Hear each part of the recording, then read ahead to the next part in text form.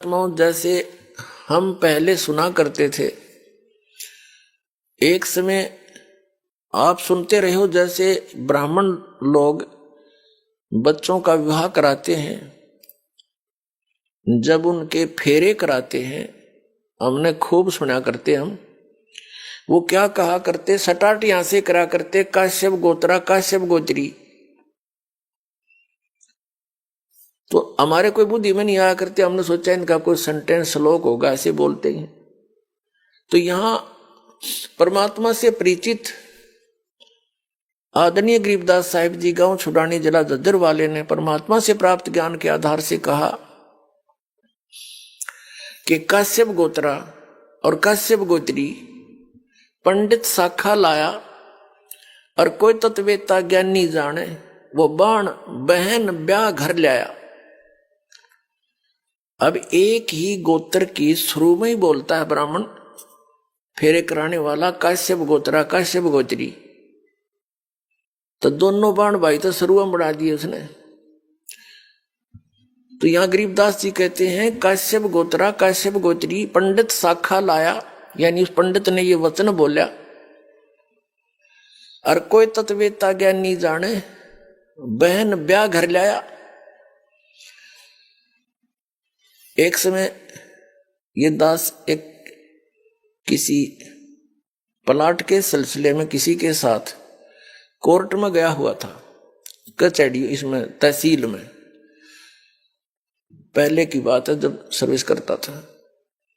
तो वहां एक नंबरदार था जो वहां गवाही गुई देते हैं, वो वहां रहते हैं तकरीबन। तो वहां कोई बात चल रही थी उनकी किसी पॉइंट पे। वहां कोई केस था, किसी लड़की ने अपने ही किसी गोत्र के लड़के से कोई विवाह करने की चेष्टा की थी, तो वहां जिक्र चल रहा था। तो वो पंडित वो कह रहा था, वो नंबरदार कह रहा था कि भाई मेरे 3 ब्याह हो लिए। नो बोला मेरे तीसरा ब्याह ही है। पहले वाली से एक बच्चा हुआ था, उसकी मृत्यु होगी, फिर दूसरा विवाह करा हुआ भी ऐसे किसी कारण से नहीं साथ रह पाई, उसकी भी मृत्यु होगी, और तीसरा ईब करवाया है 10 वर्ष तक। तो तीनों बार पंडित ने अंबाण भाई तो शुरुआत बना दिए थे, काश्यप गोत्रा काश्यप गोत्री, आप ना याद होता आप भी दान कर लियो, ऐसा वो कह रहा था। तो फिर तो सब का याद आवे, वो बोले वचन, और पंडित जी भी वहीं खड़ा था एक। तो उससे पूछ रहे थे भाई पंडित जी नो क्यों कहते हो तुम? वो बोला हमने नहीं पता, हमारे सारे कहते हैं, हम भी ऐसे कहते हैं। तो यहां परमात्मा ने बताया है, गरीबदास साहिब जी ने कहा है कि काश्यप गोत्रा काश्यप गोत्री पंडित शाखा लाया, कोई तत्वेता ज्ञानी जाने, बाण ब्याह घर लाया। तो ये वहां से बिजली गिरी है या फिर यहां आकर हमने अपनी मर्यादा आप बना रखी है। उस सतलोक की नजर में, उसकी दृष्टिकोण से अगर यहां देखे तो ये ऐसा स्थान है जैसे पहले भारतवर्ष के अंदर कोई निकम्मे व्यक्ति और निकम्मी औरतें बिल्कुल बाज नहीं आया करती, गलत काम करते हैं, चोरी ते ठगी ते जारी ते और किसी अन्य कारणों से, तो उनको सजा दी जाती थी। इंडोमान निकोबार नाम का एक द्वीप है समुद्र के बीच में, उसको काला पानी कहा करते थे।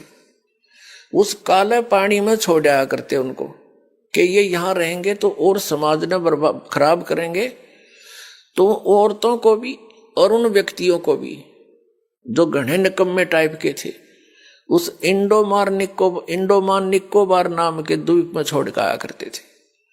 तो वहां फिर वापस आने का विकल्प नहीं, उनके पास कोई साधन नहीं था। तो वहां जैसे भी उन्होंने रहना था, कोई किसी ने कुटो छेतो, कोई किसी की इज्जत लूटो, कोई किसी का खसोट लाओ, ठाडे का राज। तो वहां फिर इस प्रकार से हजारों सैकड़ों की संख्या में व्यक्ति वहां रहने लगे। तो उन्होंने अब ऐसे जैसे तैसे अपना संतानें उत्पन्न करनी शुरू कर ली।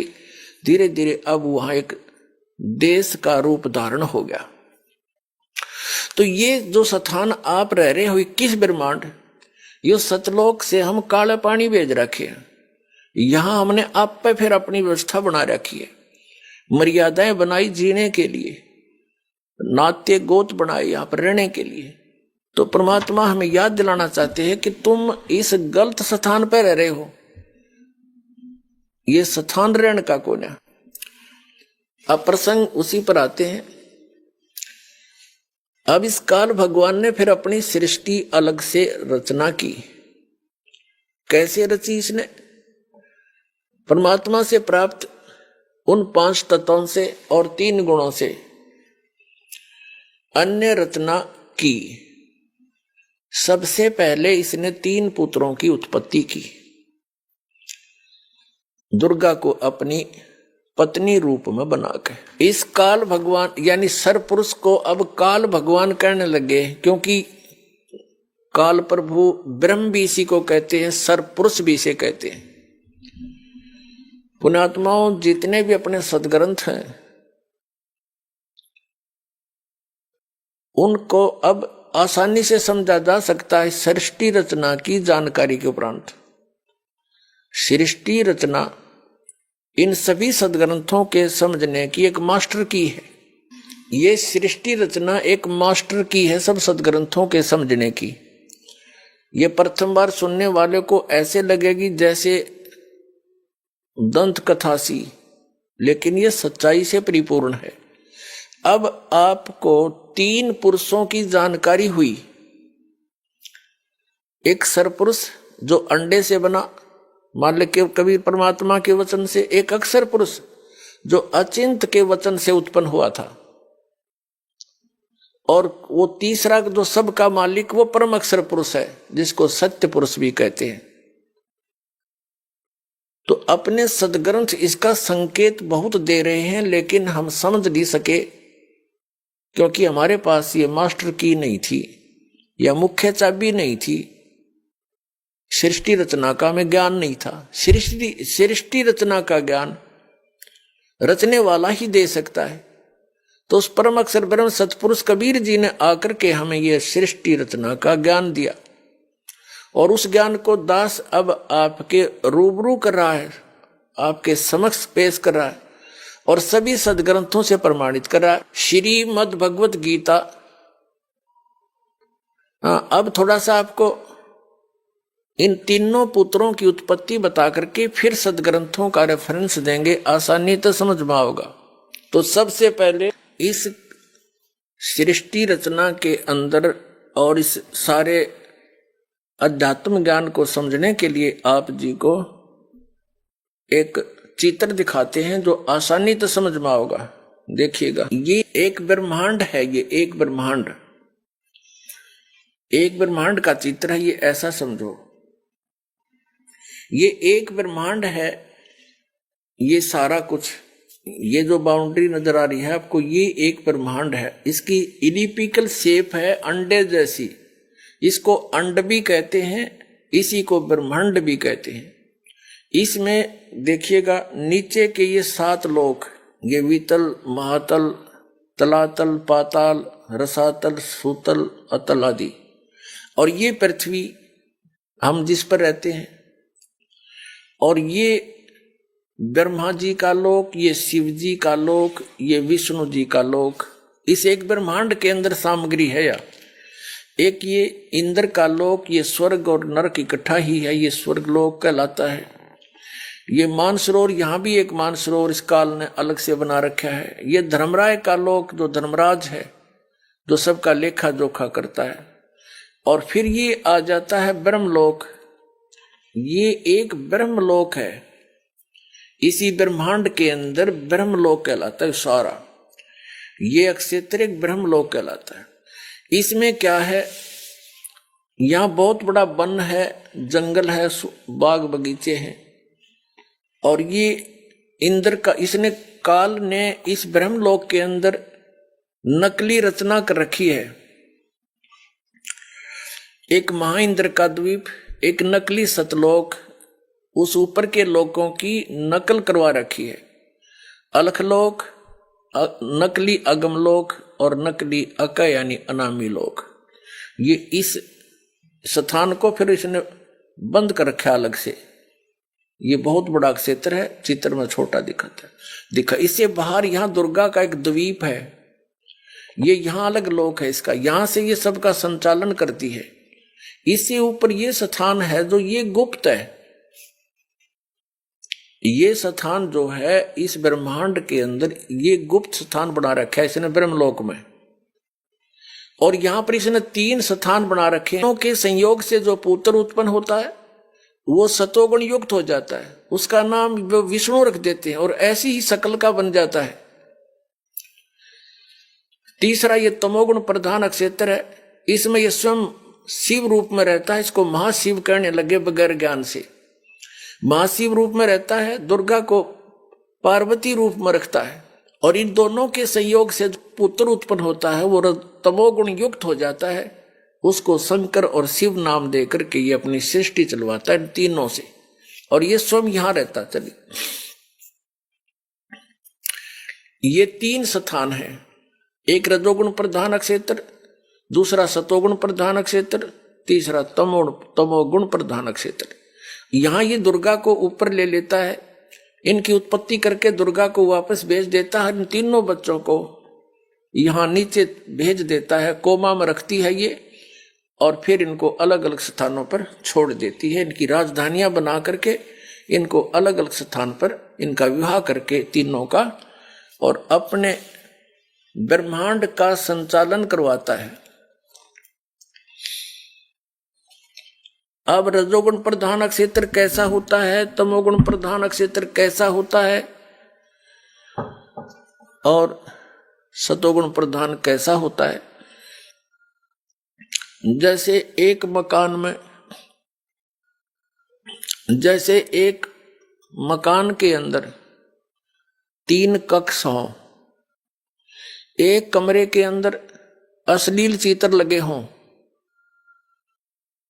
और दूसरे में चित्र लगे हों साधु संत फकीरों के, और तीसरे में लगे हों शहीदों और शूरवीरों के, तो जिस कक्ष के अंदर अश्लील चित्र लगे हैं उसमें जब व्यक्ति जाते हैं उनका मन भी वैसा ही मलिन बन जाता है, वैसी भावनाएं उत्पन्न होने लग जाती हैं।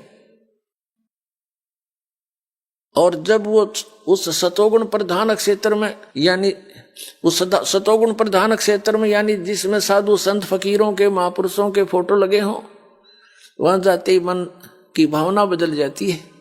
तो जब तक उसमें रहता उसके वैसे ही विचार रहते हैं, क्योंकि उनकी कहानी से, उनकी जीवनी से वो परिचित होता है। और वही व्यक्ति फिर जाता है उस शूरवीरों के जहां चित्र लगे हैं उस कक्ष में शहीदों के, तो उनकी कुर्बानियों से भी परिचित होता है, उनको पढ़ के सुन के उनके विचार करके उनके वैसे ही भाव बन जाते हैं।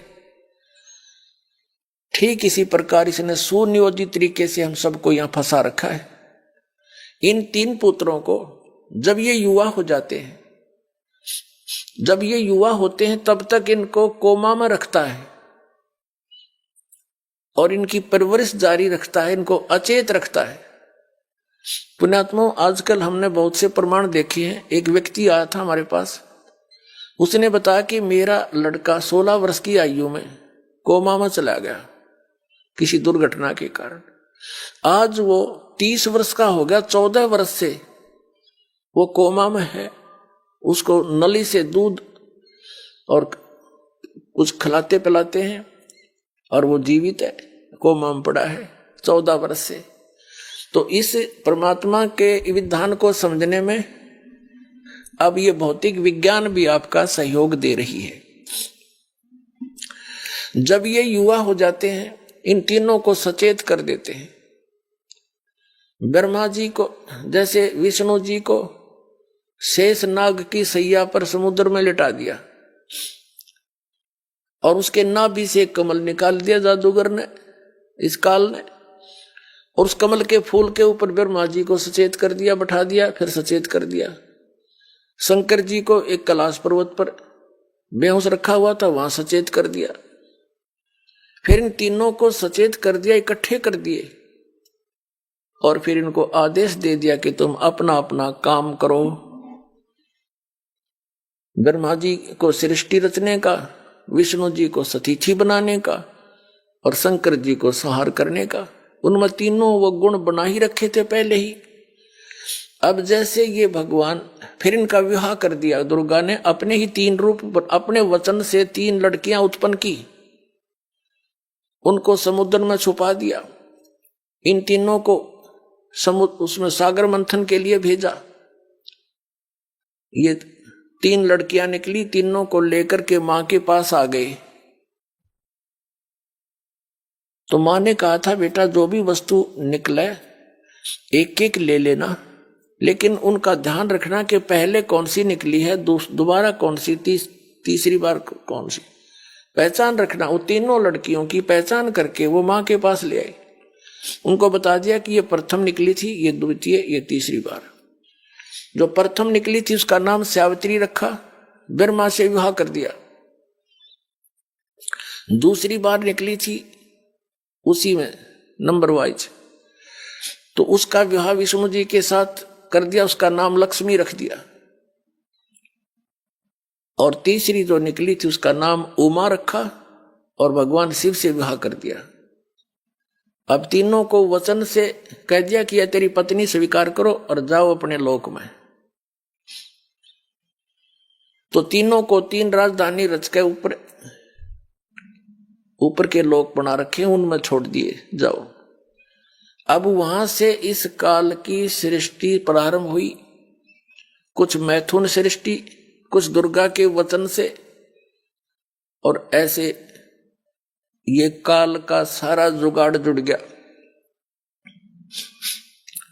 अब पुण्यात्माओं विचार करो, आप कहां रह रहे हो। अब जो आज का सत्संग दास प्रारंभ करना चाह रहा था, अभी तक तो उसकी भूमिका बनी है। आप जी कहां रह रहे हो, कहां रहा करते थे, और ये गलती आपसे बनी, और वही व्यवस्था आज भी आज सबके अंदर विद्यमान है। जैसे ये हीरो और हीरोइन, ये फिल्मों में काम करते हैं बच्चे, वो अपनी रोजी रोटी के लिए निर्लज्ज होकर नाचती हैं, गाती हैं, अटक पटक चटक मटक करते हैं। और ये युवा बच्चे उसी रोग से ग्रस्त हैं जो सतलोक में गलती की थी,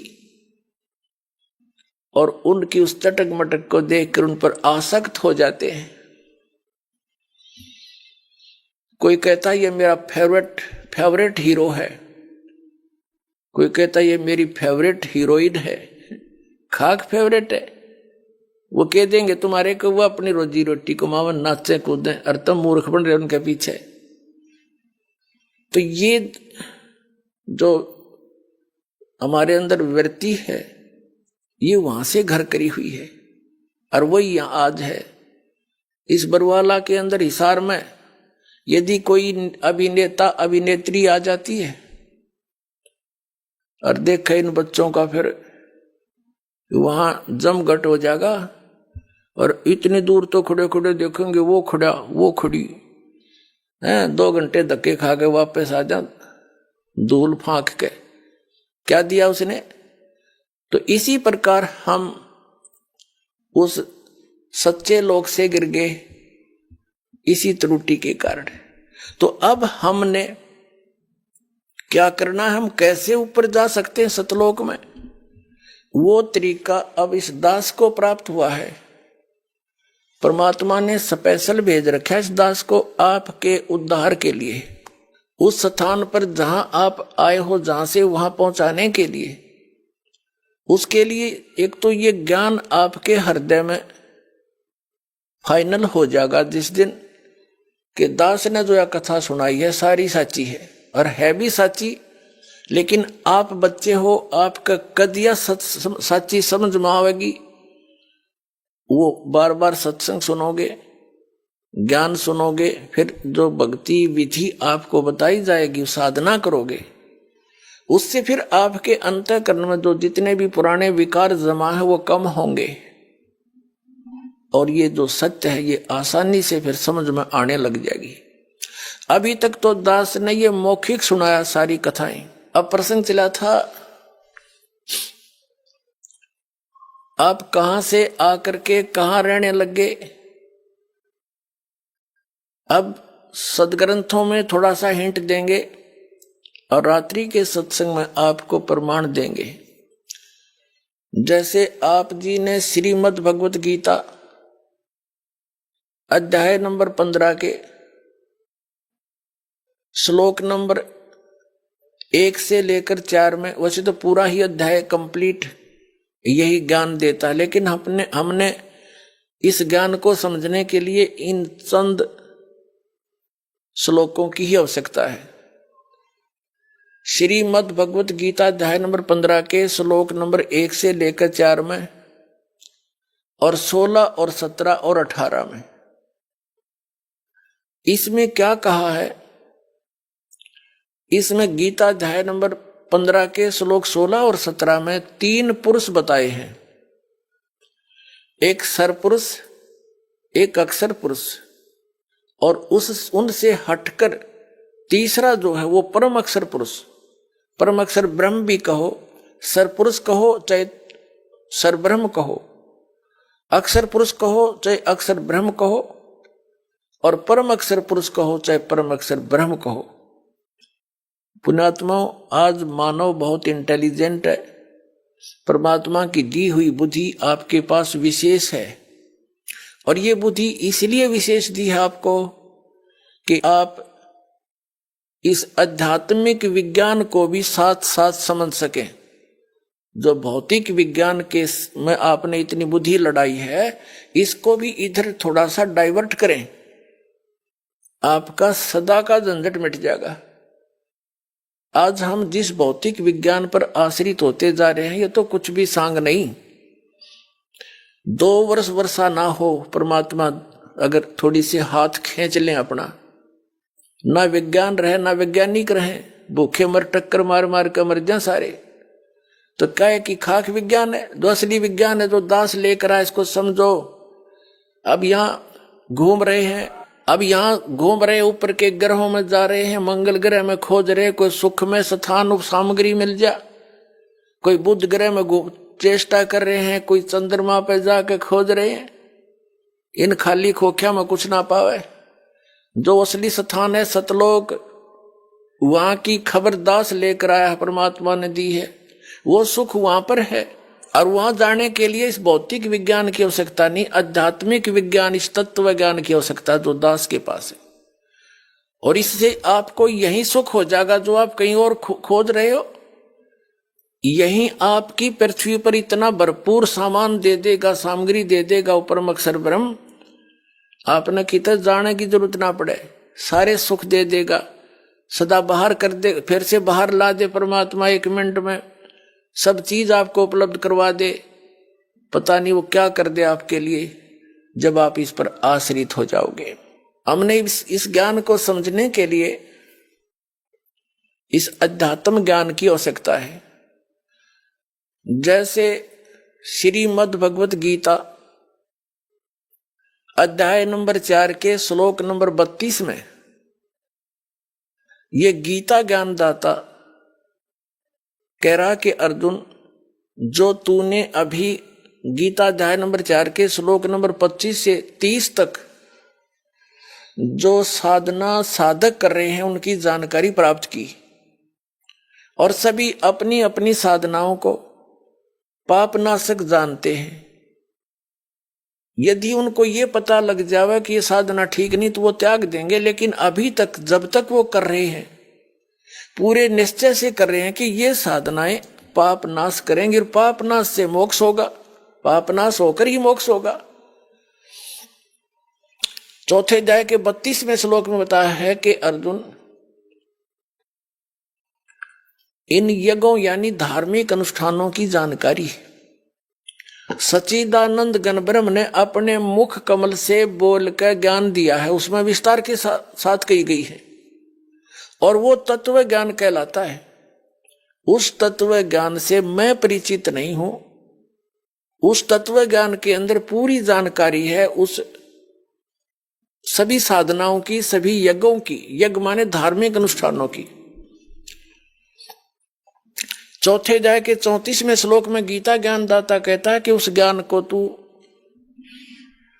तत्वदर्शी संतों के पास जाकर समझ, उनको दंडवत प्रणाम करने से, कपट छोड़कर प्रसन्न करने से वो तत्वदर्शी संत तुझे परमात्म उस तत्व ज्ञान का उपदेश करेंगे। अपुण्यात्माओं, गीता ज्ञान कौन दे रहा है? आपने आज तक जिससे भी सुना यही सुना है कि श्री कृष्ण जी ने गीता जी का ज्ञान अर्जुन को सुनाया। श्री कृष्ण कौन थे? श्री कृष्ण विष्णु अवतार थे, यानी विष्णु जी की ही आत्मा यहां आई हुई थी। और श्री कृष्ण के अंदर प्रवेश कर गया ये ज्योति निरंजन काल सरपुरुष। इसने प्रतिज्ञा कर रखी है, इसने प्रतिज्ञा कर ली थी दुर्गा के सामने कि मैं कसम खाता हूं, मैं अपने वास्तविक रूप में किसी के समक्ष नहीं आऊंगा, मैं अपनी योग माया से छुपा रहूंगा। और दुर्गा से कहा था कि जब दुर्गा चिंतित हुई थी, दुर्गा जी, कि मैं अकेली औरत कैसे संभालूंगी सारे ब्रह्मांडों को, तब उसने कहा था तू केवल निमित्त होगी, गुप्त रूप से सब कार्य मैं ही किया करूंगा। तो इसने श्री कृष्ण जी में प्रवेश करके इस काल ने, ब्रह्म ने, ये ब्रह्म भी कहलाता, सरपुरुष भी कहलाता है, सरब्रह्म भी कहलाता, ज्योति निरंजन भी कहलाता है। इसने श्री कृष्ण में प्रवेश करके सरपुरुष ने, ये 21 ब्रह्मांड के स्वामी ने यो गीता जी का ज्ञान बोला था। श्री कृष्ण का केवल शरीर प्रयोग किया था, जैसे एक प्रेत आत्मा दूसरे के बॉडी में प्रवेश करके बोलता है, उस समय उस आत्मा को अचेत कर देता है, उसको पता ही नहीं मैंने यो क्या हो रहा है इसमें, और वो प्रेत बोलकर निकल जाता है। तब वो सचेत होती है ओरिजिनल आत्मा उस शरीर की, तो उसको पता ही नहीं मैंने क्या बोला था। और ही बताते हैं तू ऐसे बोल रही थी, ऐसे बोल रहा था, ऐसे कह रहा था, तो थोड़ी बहुत वो भी सुन लेता है कि मैंने ऐसे बोलना शुरू कर दिया था। तो ऐसे उस काल ने श्री कृष्ण में प्रवेश करके ये गीता जी का ज्ञान बोला सरपुरुष ने। 11वें अध्याय के गीता जी के श्लोक नंबर 32 में स्वयं कहता है, मैं काल हूं अर्जुन, अब प्रवृत्त हुआ हूं, अब आया हूं मैं। श्री कृष्ण तो पहले ही खड़ा था और अर्जुन पूछ रहा है कि महानुभाव आप कौन हो, मैं आपसे अपरिचित हूं।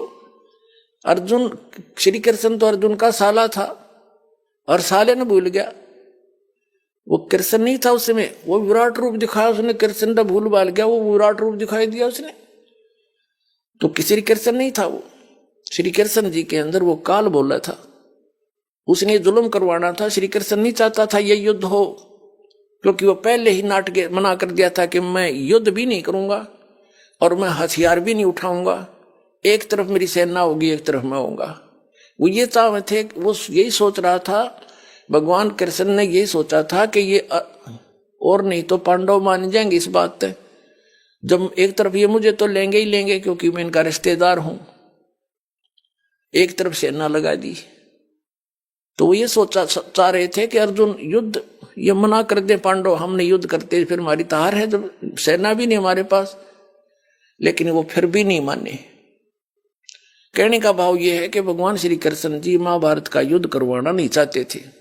तो जब अर्जुन मना करे था, श्री कृष्ण उसी समय कह देते कि चल भाई ठीक है, छोड़ चलेंगे वापस। उसी समय युग काल प्रवेश कर गया कि अब बात बिगड़ेगी, कृष्ण जी तो कह देगा ठीक है भाई मन ना लड़े, चल मैं तो पहले मना करूं था। तो उस समय युग काल आ गया और इस ये जब तक प्रवेश रहा, तब तक प्रवेश रहा जब तक यू सारा नाश ना हो लिया महाभारत का। फिर निकल गया इसके अंदर से, श्री कृष्ण के अंदर से। फिर श्री कृष्ण जी से बाद में अर्जुन पूछ रहा है, इसमें महाभारत के अंदर एक प्रकरण आता है। अर्जुन कहता है बाद में जब राजगद्दी प्राप्त हो ली, तब कहता भगवान एक बार सत्संग करके जाना, आप द्वारका जाने वाले हो, और वही ज्ञान सुनाना जो युद्ध के दौरान सुनाया था गीता वाला। उस समय श्री कृष्ण कहता मुझे याद नहीं मैंने क्या कहा था। इससे सिद्ध है कि श्री कृष्ण ने बोला ही नहीं था वो। तो हम प्रसंग पर आते हैं कि ये गीता का ज्ञान ये ब्रह्म बोल रहा है, और ये कह रहा है कि उस तत्व ज्ञान को जिसमें पूर्ण पूर्ण मोक्ष मार्ग है और वो गॉड गिवन है, सच्चिदानंद घन ब्रह्म का बोला हुआ है, उस ज्ञान को तत्वदर्शी संत जानते हैं, उनसे पूछ, मैं नहीं जानता। यहां गीता जी के अध्याय नंबर 4 के श्लोक नंबर 32 में अनुवादकर्ताओं ने थोड़ी सी त्रुटि कर दी, क्योंकि जहां इनकी बुद्धि काम करना बंद करेगी, इन्होंने अनर्थ कर दिए अर्थों के। यहां ब्रह्मणे शब्द है, ब्रह्मणे मुखे मूल पाठ में, तो इन अनुवादकर्ताओं ने ब्रह्मणे मुखे का अर्थ कर दिया वेद की वाणी, और यही अनुवादकर्ता गीता अध्याय नंबर 17 के श्लोक नंबर 23 में ब्रह्मणे का अर्थ करते हैं सच्चिदानंद घन ब्रह्म। वहां बुद्धि सही काम करेगी, वहां इनका अड़ी नहीं कोई अड़ांस। उसमें लिखा 17वें अध्याय के 23वें श्लोक में कि ओम तत् सत इति निर्देश ब्रह्मण तिर्विध समर्थ ब्राह्मणा तेन वेदा च यगा च विहिता पुरा। उसका अर्थ क्या बनता है कि उस ब्रह्मण माने सच्चिदानंद घन ब्रह्म के पाने का, ये ओम तत्सत, ओम तो सीधा सरपुरुष का, और तत् है ये अक्षर पुरुष का, और सत है ये परम अक्षर पुरुष का। इन तीनों मंत्रों की मजदूरी करनी है, ये हमारे साधना के इंस्ट्रूमेंट हैं।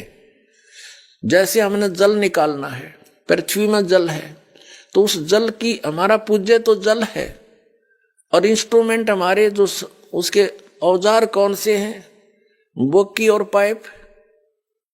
ये तो 2 अक्षर का मंत्र है सतनाम, जिसमें एक ओम है एक तत् है।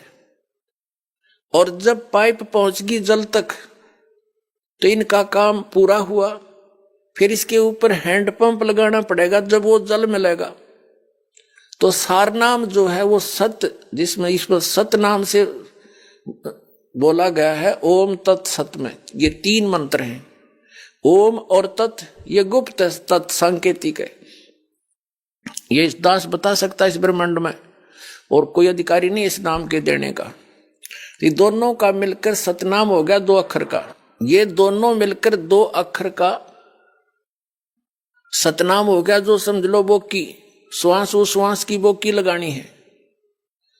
और फिर सत, सत है ये सार शब्द की तरफ संकेत है, वो मंत्र न्यारा है, ये दास देगा। वो समझ लो हैंडपंप का ऊपर की मशीन। अकेले सतनाम से मोक्ष नहीं, और सतनाम के बिना सारनाम की कीमत नहीं, वो काम नहीं कर सकता। जैसे बोकी लगाकर पाइप जल तक पहुंचा दी, तो फिर हैंडपंप लगाया जाता है, वो सारनाम समझ लो, सार शब्द। उस हैंडपंप को भी चलाना पड़ता है, तब वो वांछित वस्तु मिलती है। तो हमने सतलोक जाना है, परम अक्षर ब्रह्म की प्राप्ति करनी है, उस स्थान पर जाना है जहां जाकर फिर वापस कभी नहीं आते। उसके लिए 3 मंत्र के जाप का विशेष योगदान है। तो गीता अध्याय नंबर 15 के श्लोक नंबर 23 में इसमें बताया कि ओम तत्सत इति निर्देश है ब्रह्मण तिर्विध समर्थ है, वो सच्चिदानंद घन ब्रह्म का, उसके पाने का जो 3 मंत्र का जाप, इस 3 मंत्र के साधना का, जाप का, सिमरण का निर्देश है। निर्देश मीन डायरेक्शन, फाइनल फैसला, नथिंग एल्स। इसके अतिरिक्त और कोई मंत्र नहीं। निर्देश का ये सीधा अर्थ होता है। तो कहने का भाव यह है कि वहां इन्होंने उस ब्रह्मण्य का अर्थ सच्चिदानंद घन ब्रह्म कर दिया, सही कर दिया। और वही ब्रह्मण्य अर्थ है 4 अध्याय के 32वें श्लोक में। या इनकी बुद्धि फिसलगी कि उनको ज्ञान नहीं था, और जिस कारण से इन्होंने अर्थों के अनर्थ कर दिए, कथाएं घुमा दी, जैसे गीता अध्याय नंबर 7 के श्लोक नंबर 18 में अनुत्तम शब्द है, अनुत्तमम यानी कति घटिया, उसका अति उत्तम बढ़ा दिया इन्होंने। बताओ, चौथी कक्षा के बच्चे ने पूछ ले उत्तम माने श्रेष्ठ, अनुत्तम माने अश्रेष्ठ, अरे इन्होंने उस अनुत्तम का सर्वश्रेष्ठ कर दिया। व्याकरण बदलन लाग गए बिना ज्ञान के, अनर्थ कर दिए। गीता अध्याय नंबर 18 के श्लोक नंबर 66 में वरद शब्द है, वरद माने जाना होता है, इन्होंने आना कर दिया, बिना ज्ञान के निड़ंगे अड़या करें। गुरु बिन काहु न पाया ज्ञान, जो थोथा बुस छड़े मूड किसान। गुरु बिन वेद पढ़े जो प्राणी, समझे न सार रहे अज्ञानी। तो आज तक ये सब अज्ञानी थे, क्योंकि इनको गुरु नहीं मिले, सतगुरु नहीं मिले। सतगुरु या तो स्वयं परमात्मा आए थे, सतगुरु का रोल किया था, वो तो भगवान भी थे, वो तो ऑल इन वन है, ऑल राउंड है।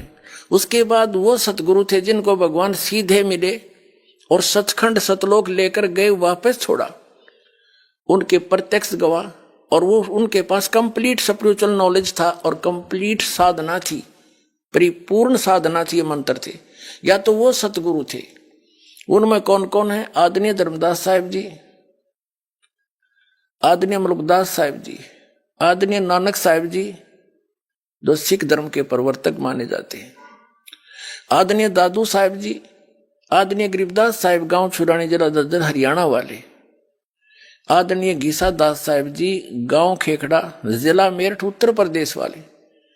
इन महापुरुषों की जानकारी तो दास को है कि ये सतगुरु थे, लेकिन उस समय इनको निर्देश दे दिया था परमात्मा ने, सख्त हिदायत दे दी थी कि इस तत्व ज्ञान को और इस सार शब्द और सार नाम को, इस सतनाम को अभी डिस्क्लोज ना करना, नहीं तो इन काल के भेजे दूतों के ये यथार्थ ज्ञान और यथार्थ मंत्र हाथ लग जाता। जैसे राधा स्वामी पंथ है, इसी से निकला हुआ पंथ है, यू जय गुरुदेव पंथ। सिरसा के अंदर सच्चा सौदा और जगमाल वाली वाला और ये ठाकुर वाला, ये निरंकारी, ये सारे इससे निकले हैं, गुरु सिख धर्म से ही निकले हैं। यानी गुरु ग्रंथ साहिब को पढ़ा करते ये, उसमें से अपनी अल्प बुद्धि से जैसा इनका समझ में आया वैसा नारा सांग जोड़ दिया, वास्तविक ज्ञान इनके पास था नहीं। और राधा स्वामी पंथ का प्रवर्तक श्री शिवदयाल जी, वो गलत साधना करके पांचों नाम काल के जाप करके भूत बन गया, अपनी शिष्या बुक्की में प्रवेश करके हुक्का पीवा रोटी खावा के वहां पर पहुंच गया सतलोक वो। तो ये बात बिगड़ती। अब इस पूरे ग्रुप को पता नहीं वो सतनाम कौन सा, सब सतनाम के गुण गावे, पूरा सिख समाज भी सतनाम सतनाम करता है, उन सतनाम का नहीं पता दो अक्षर का कौन सा सतनाम वो। और नानक साहिब जी उसी का जाप करते थे, क्योंकि उनको परमात्मा मिले थे, आकर के सचखंड लेकर गए थे, उनको पूरा कंप्लीट कोर्स दिया था कि आप इसका जाप कीजिए, पर अभी बताना नहीं किसी को। उस नाम का जाप समुद्र की साखी, जन्म साखी नामक एक पवित्र पुस्तक है, सिख धर्म की बहुत मान्य है। जैसे हम कबीर पंथियों के लिए कबीर सागर मान्य है, उसमें क्या है, परमेश्वर कबीर जी बोला करते थे, जो वार्ता उनकी हुई, जो घटनाएं धर्मदास जी ने देखी, वो धर्मदास जी लिखा करते थे, उनके परम शिष्य और साथ रहते थे।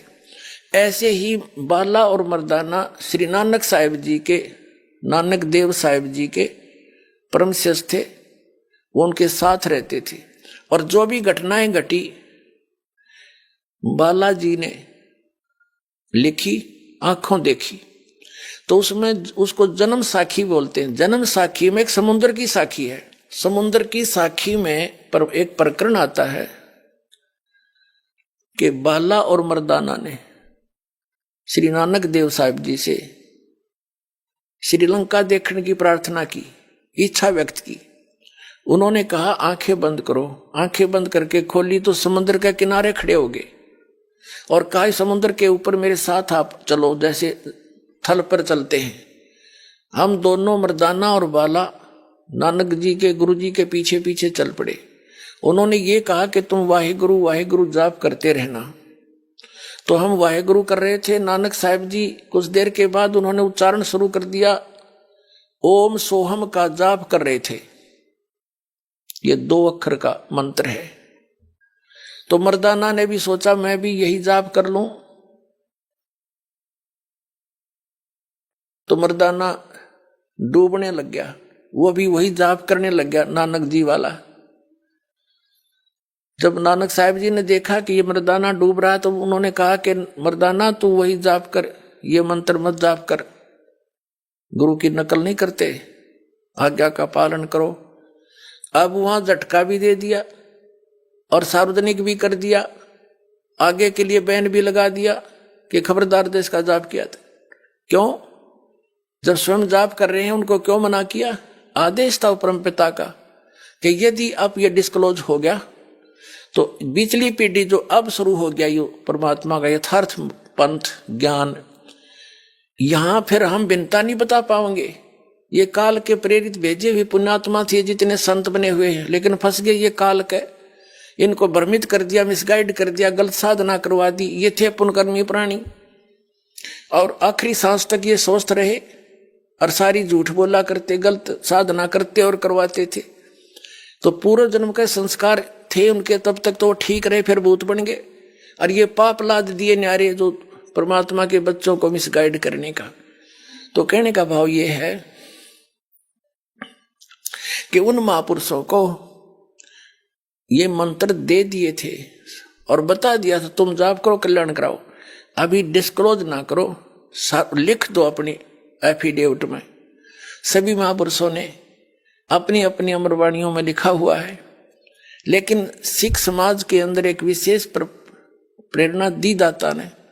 उन्होंने इस मंत्र को ग्रंथ साहिब में ही नहीं लिखा इकट्ठा, इस डर से कि कहीं किसी के यूं हाथ लग जाए, ये जाप ना कर ले इस 2 अक्षर के मंत्र का और मर्दाना वाली हालत ना हो जाए, सबकी डूब ना जावे, यानी हानि ना हो जावे, इस डर से।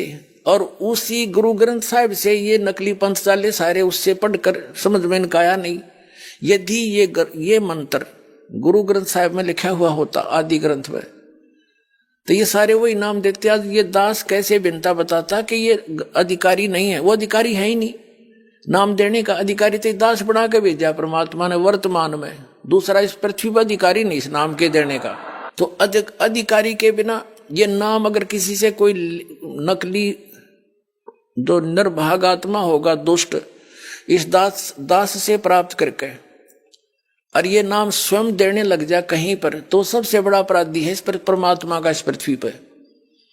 तो उसे एक लाभ तो होना नहीं, क्योंकि अधिकारी के बिना, जैसे किसी बालक की अपॉइंटमेंट लेटर है किसी बच्चे का, उस पर 4 लाइन होती हैं, You are hereby appointed for the post of such and such, your salary will be such and such, these will be terms and conditions।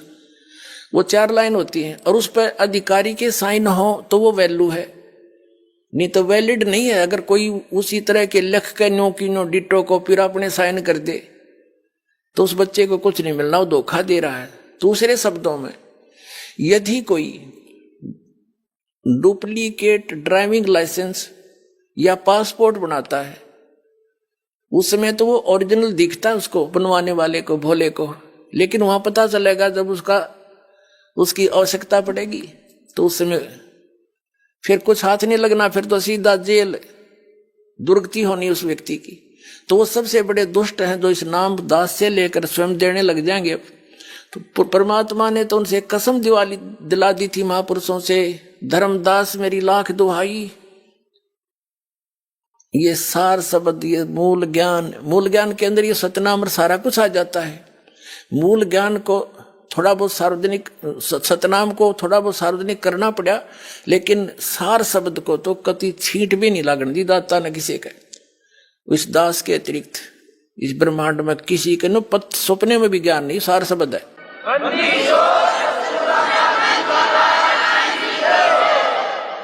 तो कहने का भाव ये है कि ये अभी कहते हैं गुरु बिन काहुन पाया ज्ञाना, जो थोथा भूसड़े मूड किसाना, गुरु बिन वेद पढ़े जो प्राणी, समझन सार रहे अज्ञानी।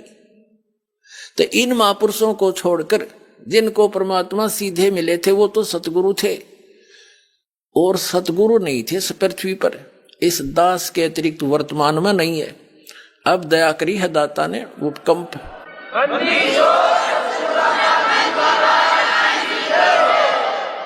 तो उन महापुरुषों ने अपने सब्र की घूंट पी, परमात्मा के आदेश का पालन किया। ऋग्वेद मंडल नंबर 9 सूक्त नंबर 86 मंत्र 26 और 27 में, ऋग्वेद मंडल नंबर 9 सूक्त 82 के मंत्र 1, 2, 3 में, ऋग्वेद मंडल नंबर 9 सूक्त 20 मंत्र 1 में, ऋग्वेद मंडल नंबर 9 सूक्त 94 के मंत्र 1 में, ऋग्वेद मंडल नंबर 9 सूक्त 95 के मंत्र 2 में, ऋग्वेद मंडल नंबर 9 सूक्त 96 के मंत्र 16 से 20 में और अनेक स्थानों पे यह स्पष्ट प्रमाण है कि वो परमात्मा सतलोक में रहता है। और सतलोक के भी तीसरे पृष्ठ पे, तीसरे भाग में, वह 3 डिवीजन है, 3 विभाग है सतलोक के, 3 हिस्सों में है। तो सबसे ऊपर के स्थान पर रहता है, वहां से चलकर आता है। वहां पर एक बहुत बड़े सिंहासन पर विराजमान है, राजा के समान, सिर पर मुकुट है, छत्र है, और वहां से गति करके आता है, चलकर आता है सशरीर। और यहाँ पर अच्छी आत्माओं को, जो दृढ़ भक्त होते हैं, उनको मिलता है और ये यथार्थ ज्ञान बताता है। और वो इस पृथ्वी के ऊपर कवियों जैसा आचरण करता है। वो बोता तो है भगवान, लेकिन कवियों में से भी एक प्रसिद्ध कवि की भी उपाधि प्राप्त करता है। तो हु इज गॉड? परमेश्वर, वो कबीर इज गॉड, जिसने ये लीलाएं की है। तो वो सतलोक से चलकर आता है, दृढ़ भक्तों को मिले। उन दृढ़ भक्तों में से आपको बताया कि ये महापुरुष जो उनके सीधे संपर्क में आए वो सतगुरु थे, और उनको सख्त हिदायत दे दी थी कि अभी इसको डिस्क्लोज ना करना।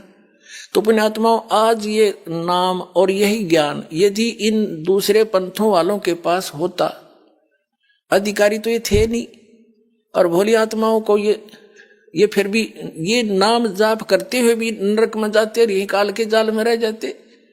तो वही पुण्यात्माएं जो भगवान को चाह रही थी, 600 वर्ष पहले परमात्मा आए थे स्वयं, और एक लीला की थी, प्रत्येक युग में करते हैं। सतलोक से चलकर आते हैं, शिशु रूप धारण करते हैं, कमल के फूल पर सरोवर में आकर के विराजमान होते हैं।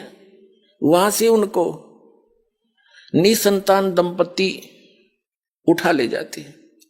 फिर वहां परवरिश उनके घर होने से उसी माहौल में, उसी कुल के माने जाते हैं। और कंवारी गायों से उनके दूध की परवरिश, दूध पान होता है, कंवारी गायों से उनकी परवरिश की लीला होती है। यह ऋग्वेद मंडल नंबर 9 सूक्त 1 मंत्र 8 और 9 में स्पष्ट किया है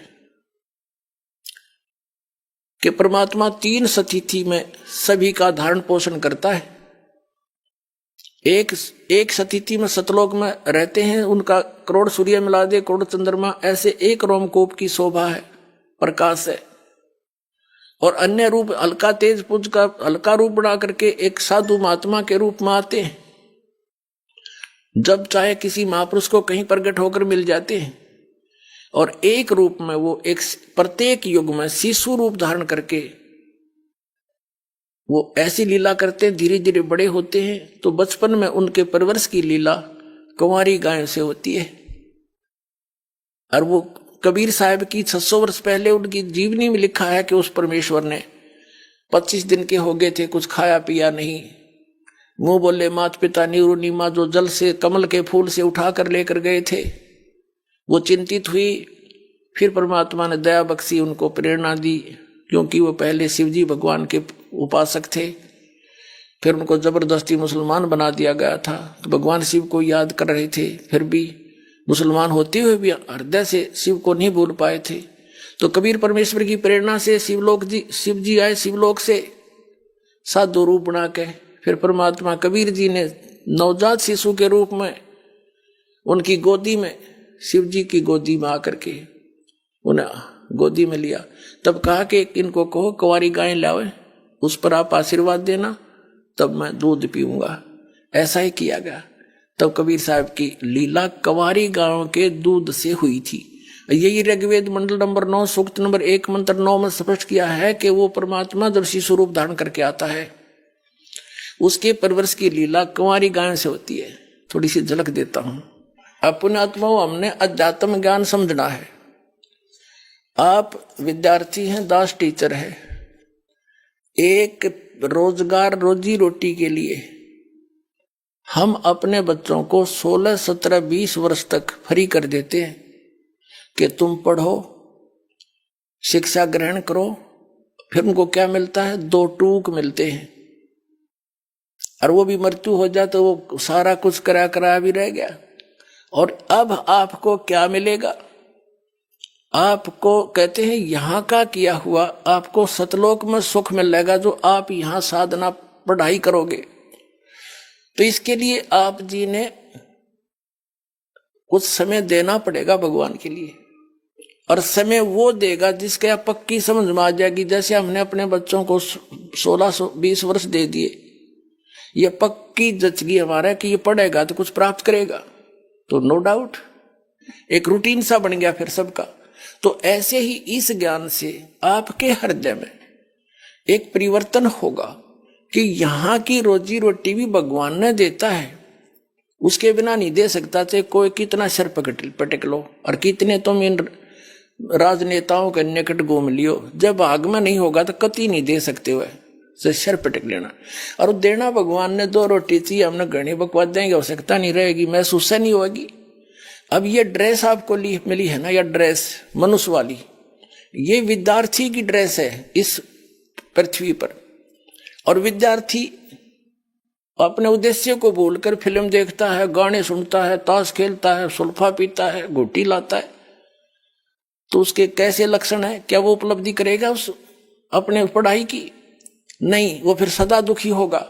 इसी प्रकार ये मनुष्य शरीर आपको प्राप्त हुआ था, यहां से सत भक्ति करके और सतलोक में मिलेगी। यहाँ करी हुई कमाई आपको वहां सुख होगा, और यहाँ भी सुविधा पूरी देगा, क्योंकि आप विद्यार्थी हो, उस परम पिता के बच्चे हो।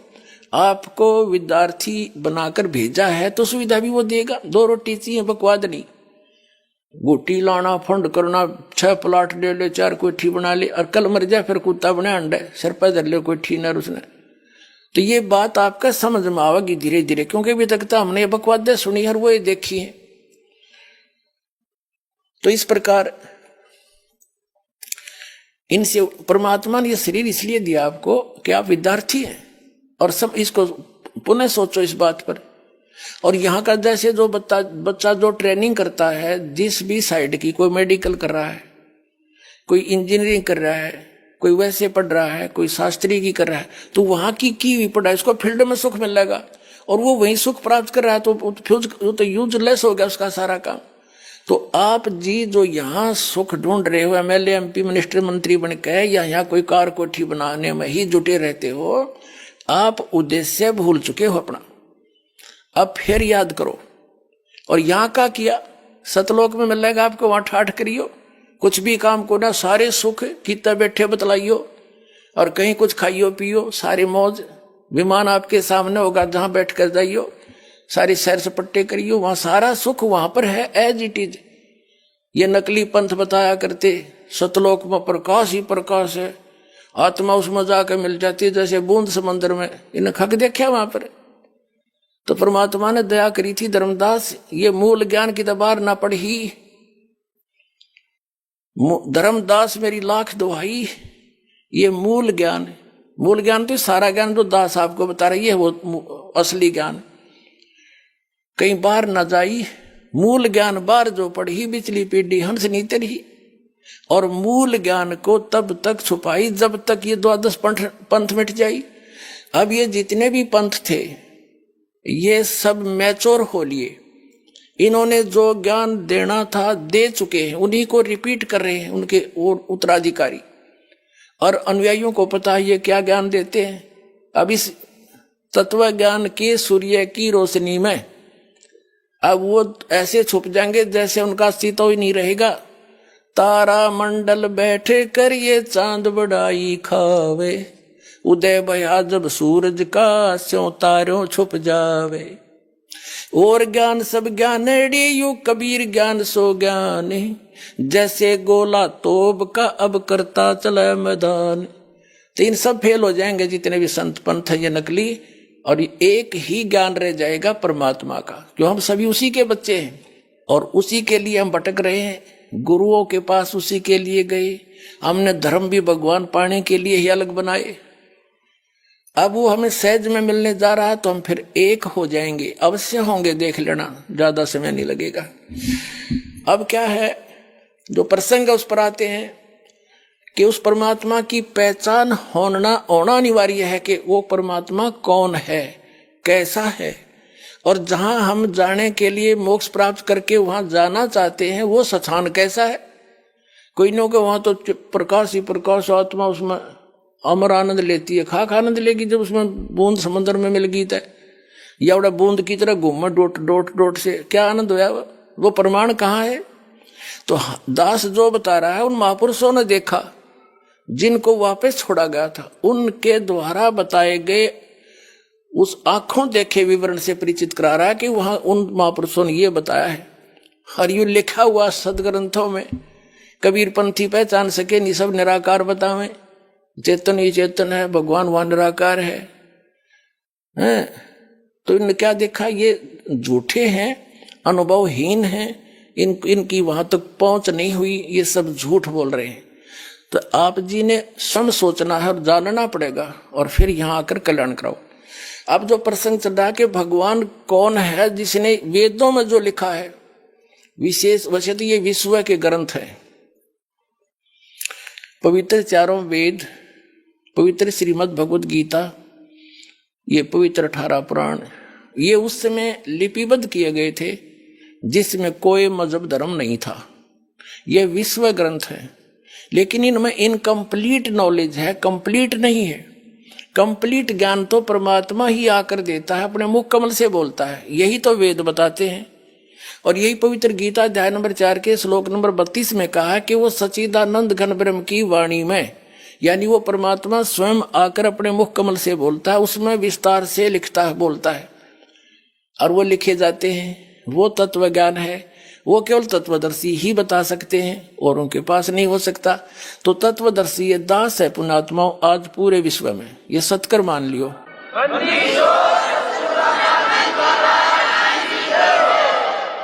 तो ये हो गया ज्ञान। वो ज्ञान कौन सा है, फिर उसमें भगवान कैसा है, क्या लीला करता है, वेद बताते हैं। और वेदों को पूरा, वैसे विशेषकर वर्तमान में पवित्र हिंदू धर्म के पुण्यात्मा तो अवश्य स्वीकार करते हैं कि वेदों में जो लिखा सही है। बाकी अन्य धर्मों के लोग भी वेदों को मानते सही हैं, वो स्वयं उसका पढ़ नहीं रहे, उसका अध्ययन नहीं करते, वो अलग बात है। अब देखो वेद क्या बताते हैं, वो परमात्मा लीला कैसी करता। देखिए ऋग्वेद मंडल नंबर 9 के अंदर दिखाएंगे आपको। और एक विशेष बात देखो, एक विशेषता और देखो कमाल मालिक का, ये जितने भी आर्य समाज के आचार्य हैं या महर्षि दानंद जो आर्य समाज प्रवर्तक कहा जाता है, वो खुद तो मानते हैं परमात्मा निराकार है, वहां पर परमात्मा कहीं एक स्थान पर भी नहीं रहता। इनकी अपनी धारणा, अपना अनुभव है जो वेदों के विपरीत है, और वो वेदों को सही भी मानते हैं कि वेदों में जो लिखा वो फाइनल है, सही है, और वेदों का अनुवाद भी स्वयं कर रहे हैं। देख कमाल कुदरत का, कैसी दया करी आपके ऊपर।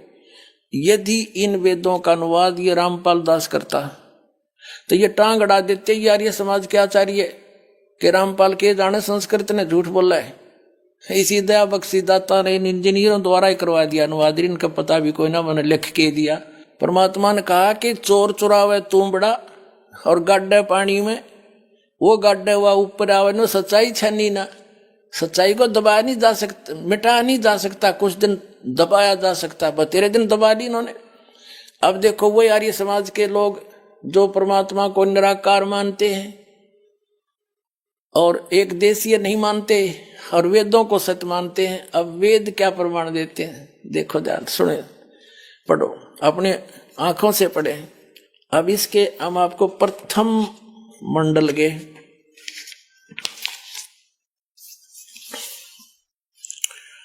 ये नौवां मंडल है और इसका प्रथम मंत्र है ये वाला। इसमें सबसे पहले सोम शब्द है। सोम का अर्थ इन्होंने परमात्मा किया है, ठीक, परमात्मा, ठीक। अब हम आ जाते हैं, ज्यादा ना समय लें, ये देखिएगा ऋग्वेद मंडल नंबर 9 सूक्त 1 और मंत्र नंबर हम 9 पढ़ देंगे।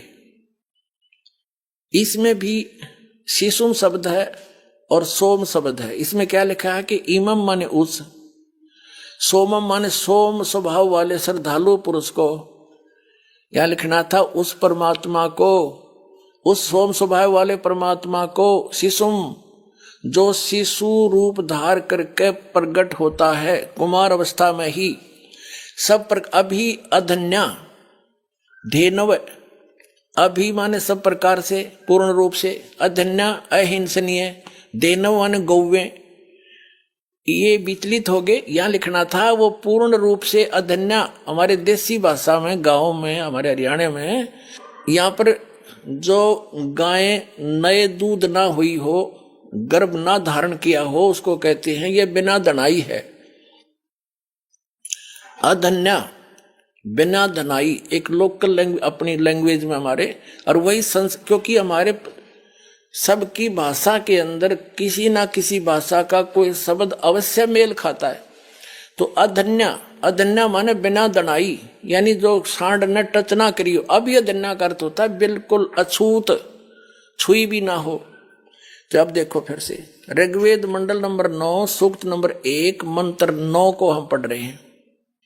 इसमें धेनवम, धेनव, शिशुम, सोम, उस सोम माने अमर पुरुष को, ये समझना है, उस अमर पुरुष को जो शिशुम यानी जो शिशु रूप धारण करके प्रकट होता है, उसकी बाल्यावस्था, कुमार अवस्था यानी बाल्यावस्था में सब प्रकार से अहिंसनीय है, अभी अधन्या यानी पूर्ण रूप से बिना धनाई, यानी जिसको बैल ने टच ना किया हो, धेनव माने गौवों से, गौवें तृप्त करती हैं।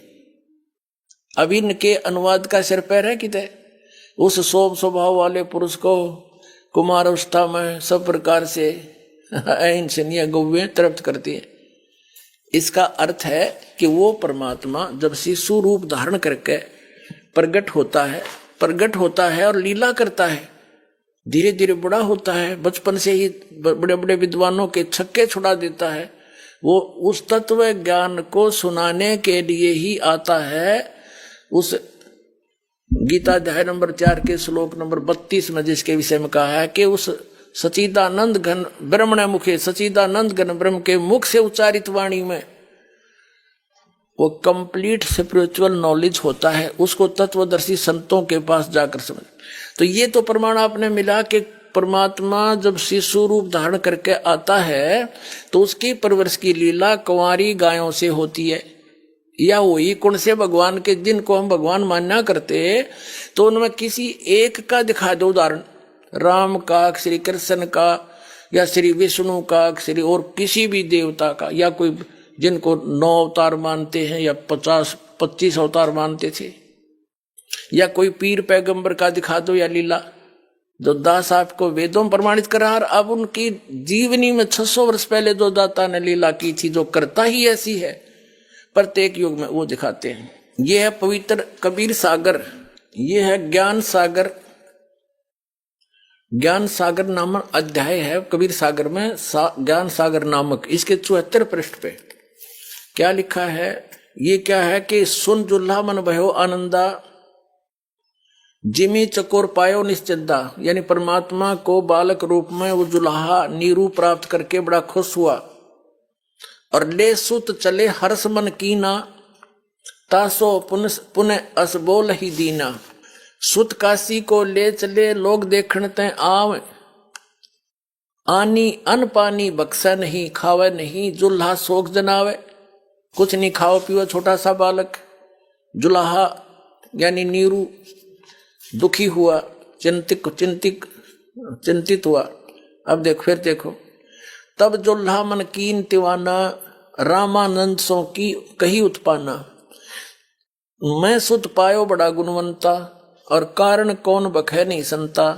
रामानंद ध्यान तब दारा, जुल्हा सो तब वचन उचारा।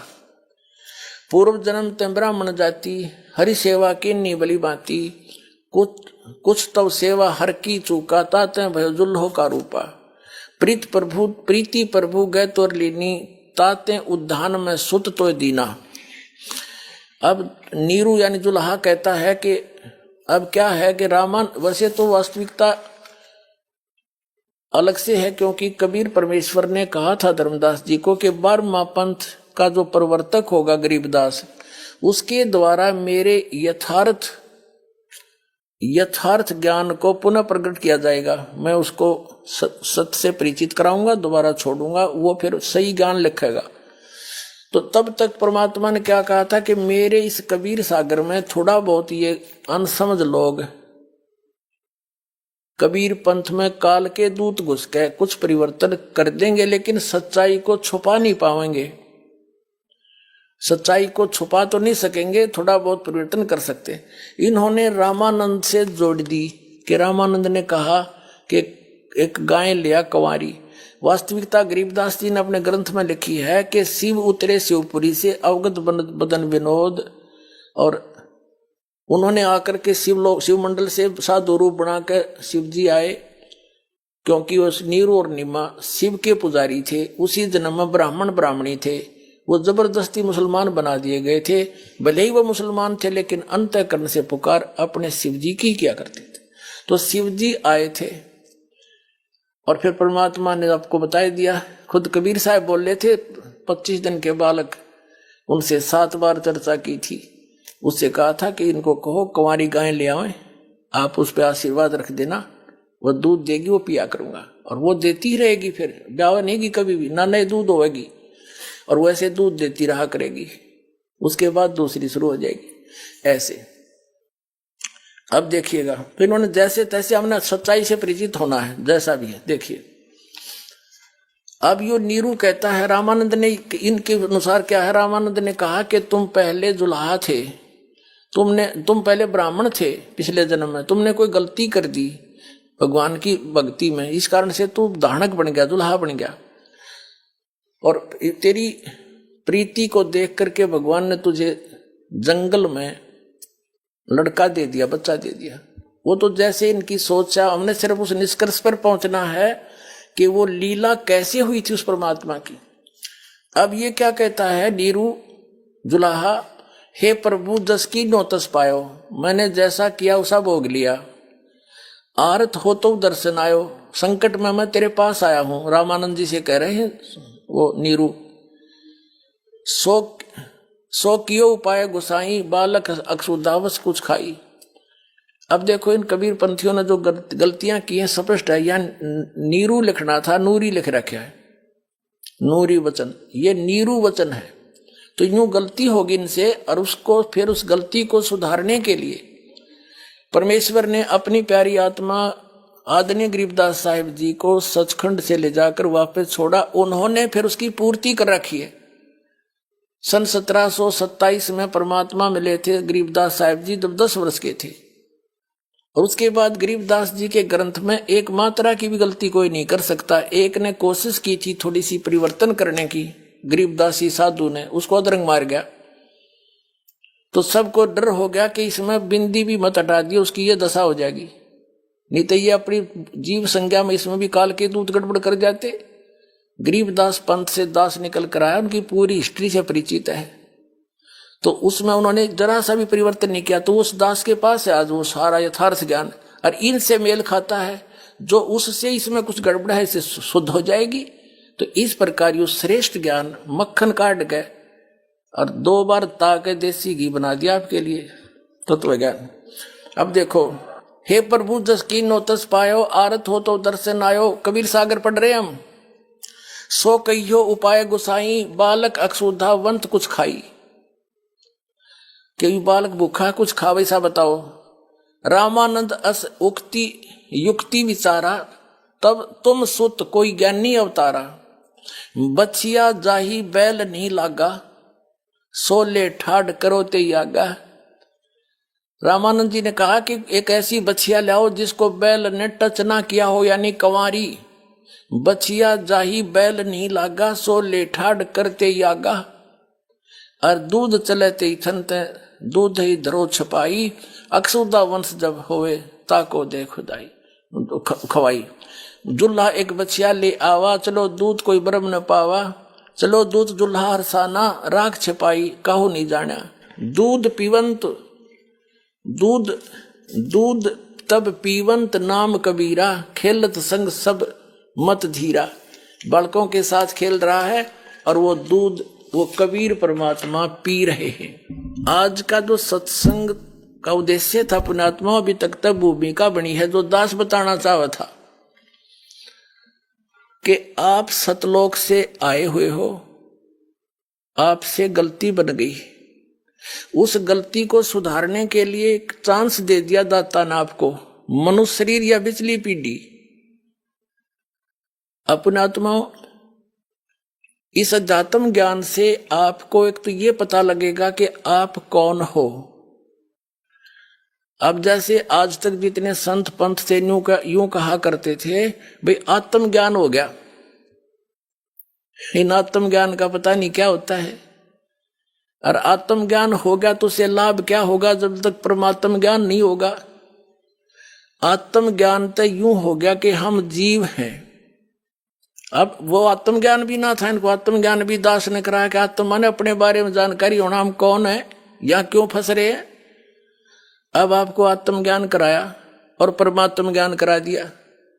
आत्मज्ञान तो ये हो गया कि आप जी सतलोक में रहा करते थे, यहाँ के वासी नहीं हो। आप कौन हो, कहां से आए हो, यहाँ क्यों कष्ट उठा रहे हो, ये है आत्मज्ञान। और परमात्म ज्ञान ना हो तो इस आत्मज्ञान से क्या फायदा हुआ इसका। तो परमात्म ज्ञान यानी परमात्मा कौन है, कैसा है, उसका कहां प्रमाण है, ये सिद्ध कर दिया। कबीर इज गॉड, वेदों में प्रमाण और उनकी लीला में प्रमाण, सदग्रंथों में प्रमाण। तो कहते हैं कूप की छाया कूप के माही, ऐसा आत्मज्ञान ना जैसे कुएं की छा, और कुएं तक सीमित है, उसका बाहर कोई बेनिफिट नहीं। तो कहते आत्मज्ञान तो तुम्हारा ऐसा है, कूप की छाया कूप के माही, ऐसा आत्मज्ञान ना। और मोक्ष प्राणी लहत नहीं जब तक परमात्म नहीं जाना। तो आपको आत्मज्ञान भी सही हो गया, उन्हें आत्मज्ञान नहीं पता था कौन हो तुम। कोई जीव ब्रह्म है, कोई आत्मा से मिल जाए जैसे बूंद समंदर में कहाँ मिल जाती है, कख नहीं पता साधना क्या है। और परमात्म ज्ञान, who is God, Kabir is God, और वो मिला कैसे, वो 3 मंत्र का जाप आपको बता दिया। तो ये आत्म और परमात्म दोनों ज्ञान करा दिए। बोलो सतगुरुदेव।